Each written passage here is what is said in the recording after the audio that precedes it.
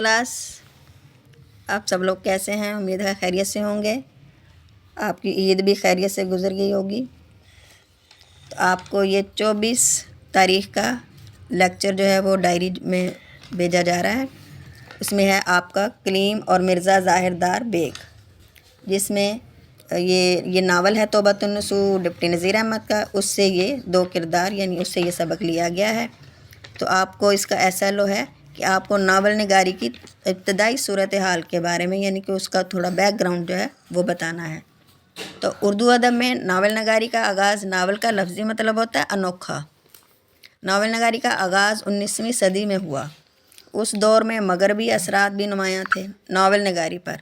उस वक़्त जो है वो मगरबी असरात का मतलब यह है कि लोग जो है वो अपने दीन मज़हब, मुसलमान जो हैं वो अपने दीन मज़हब को उजागर करने की बजाय मगरबी तहज़ीब को अपने नावलों का मौजू बनाए हुए थे। तो इब्तदाई दौर में नावल का मकसद इस्लाह मुआशरा था, लेकिन इस सिलसिले में फिर डिप्टी नज़ीर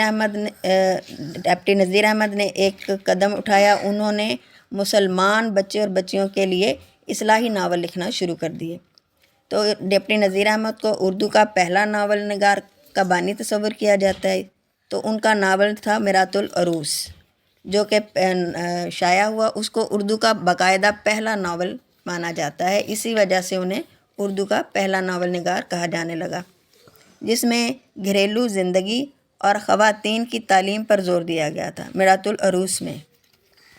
क्योंकि डिप्टी नज़ीर अहमद ने अपना हर नावल किसी न किसी इस्लाह के लिए लिखा है, तो इसलिए इसमें भी उन्होंने ख़वातीन की तालीम पर ज़ोर दिया गया था।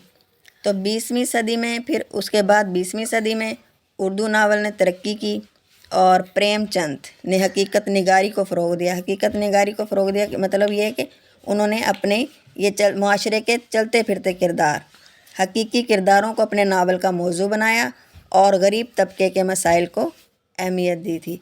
तो इस तौबतुन नसूह में भी यही है कि एक तौबतुन नसूह जो है वो बाप का किरदार अदा कर रहा है।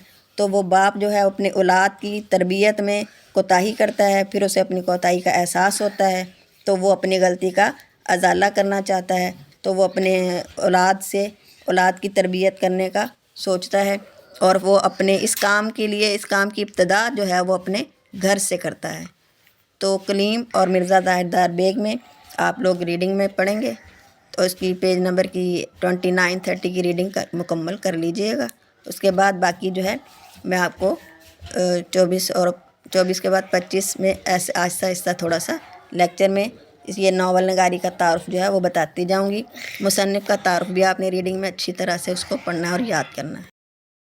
आपकी 24 मार्च की डायरी है, जिसमें आपने कलीम और मिर्ज़ा ज़ाहिरदार बेग ये सबक है हमारा, और सबक की रीडिंग करनी है, जिसके मुसन्निफ़ हैं डिप्टी नज़ीर अहमद। और ये डिप्टी नज़ीर अहमद को उर्दू का पहला नावल नगार कहा जाता है, क्योंकि इनका नावल मिरातुल अरूस जब शाया हुआ, और इनको उर्दू का पहला नावल नगार इस वजह से कहा जाता था कि मिरातुल अरूस इनका नावल जब शाया हुआ तो दिल्ली में एक धूम मच गई थी, और जिसका मौजू था कि नौजवान बच्चियां जो हैं उनकी शादीशुदा ज़िंदगी। अरूस का मतलब होता है दुल्हन।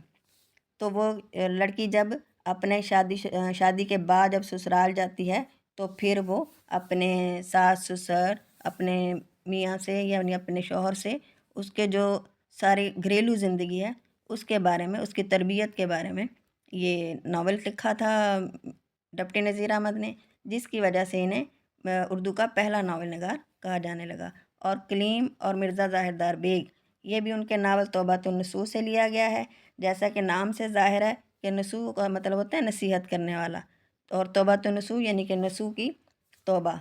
और इसमें कलीम और मिर्ज़ा ज़ाहिरदार, कलीम जो है वो, नसूह जो है वो बाप का किरदार अदा कर रहा है, कलीम जो है वो बेटा है उसका, और नसूह जो है वो एक हैज़े की बीमारी में मुब्तला हो जाता है।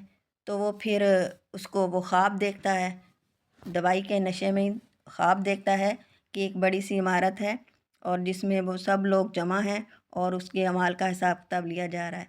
तो ये जब उसकी आँख खुलती है तो वो डर जाता है, और फिर उसे अपनी कोताहियों का एहसास होता है कि उसने अपनी औलाद की तरबियत की तरफ कोई तवज्जो नहीं दी। तो वो फिर अपनी गलती का अजाला करने का सोचता है। तो वो फिर सबसे पहले अपने घर से इब्तदा करता है جس میں وہ اپنے بڑے بیٹے کلیم سے ابتدا کرتا ہے کہ پہلے اس کی تربیت کی جائے، اس کی درست اصلاح کی جائے۔ تو کلیم جو ہے وہ جیسا کہ نام سے ظاہر ہے کلام کرتا ہے، اور مرزا ظاہردار بیگ جو ہے اس سے ان کی دوستی ہو جاتی ہے، اور مرزا ظاہردار بیگ جو ہے وہ دوسروں کو بے وقوف بنانا اچھی طرح جانتا ہے، مطلب پرست اور خود غرض دوست ہے وہ، اور اس کی کلیم سے جو دوستی ہے وہ اس کے باپ کو ناپسند ہوتی ہے۔ تو کلیم جو ہے وہ باپ سے ناراض ہو کر گھر سے نکلتا ہے، تو گھر سے نکلتے ہی پھر اس کی ملاقات جو ہے وہ مرزا ظاہردار بیگ سے ہوتی ہے۔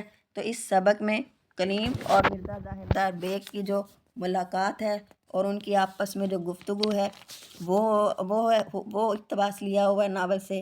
تو آپ لوگوں نے 28، 29 اور 30 پیج نمبر 30 تک آپ لوگوں نے ریڈنگ کرنی ہے، اور مصنف کا تعارف جو ہے وہ اچھی طرح سے پڑھنا ہے۔ مصنف کے تعارف میں بھی ان کے ناول کے نام ہیں، ان کے تاریخ پیدائش، وفات، اور ڈپٹی نذیر احمد نے کب سے شروع کیا اور وہ کس عہدے پر تھے، کیا وہ ملازمت کرتے رہے ہیں، یہ ان کا تعارف ہے۔ تو آپ لوگوں نے اچھی طرح سے اس کی ریڈنگ بھی کرنی ہے، کلیم اور مرزا ظاہردار بیگ کی۔ بس۔